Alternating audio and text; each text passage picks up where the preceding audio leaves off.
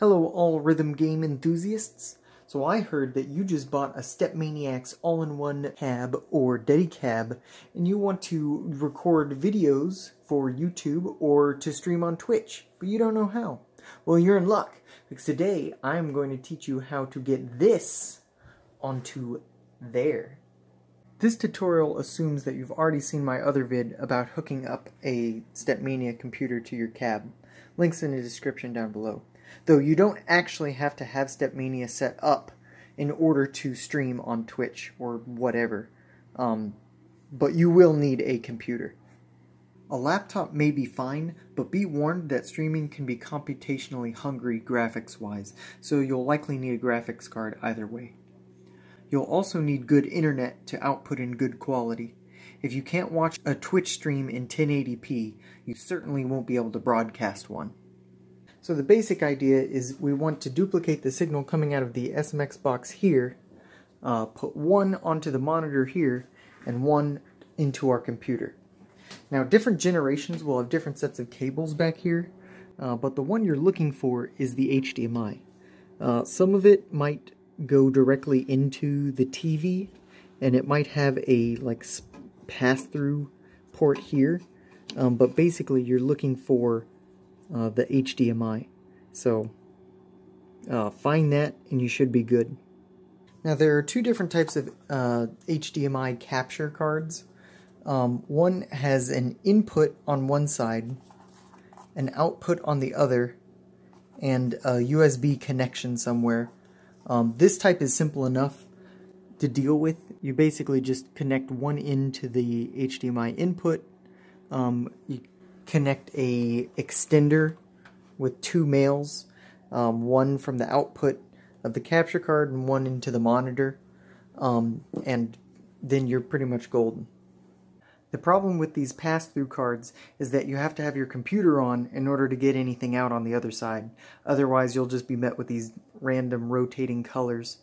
That can be kind of annoying if you just want to slap your SMX box on and just play for a few minutes without having to worry about streaming. The other kind of capture card is an HDMI reader that plugs into your computer's USB, just like this, which is a little bit more difficult to set up at the beginning, but way easier to diagnose problems with later. If you use this kind of HDMI capture card, then you're going to need an HDMI splitter, which will look probably something like this. They have one input, a power, and two outputs. Now, a splitter is very different than a switch. A switch will have two inputs, a button to toggle, and one output, which may either be an HDMI female or, in this one's case, just like a little cord coming out that ends in an HDMI male. I have a HDMI switch for my SMX box and my StepMania box. This isn't required for streaming, but it can be useful if you want to switch between the two. What is required is the splitter. Now you'll have to route your switch or your HDMI output from your SMX box into the splitter's input, and then take the two outputs and put one of them into the SMX box's monitor and one into your computer. The first thing you want to do is you want to double check that once you plug the monitor cable back into the monitor input, that you see StepManiaX on the screen.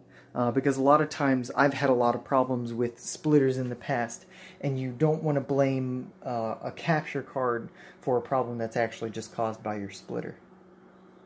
This isn't a tutorial on connecting a capture card to OBS or Twitch layouts or anything like that, because this video is long enough already and there are plenty of vids out there for that kind of thing. But one suggestion that I have is a lot of people like to watch your feet as you play. So my suggestion for that, or my solution anyway, is I pretty much just duct taped a webcam to my ceiling and then got a USB extension cable and connected that to my computer. The monitor on top of an all-in-one shakes while you play, so I wouldn't suggest connecting a webcam to that. And once you have all that connected, that should pretty much be it. Now get out there and get others interested in StepManiaX. See ya!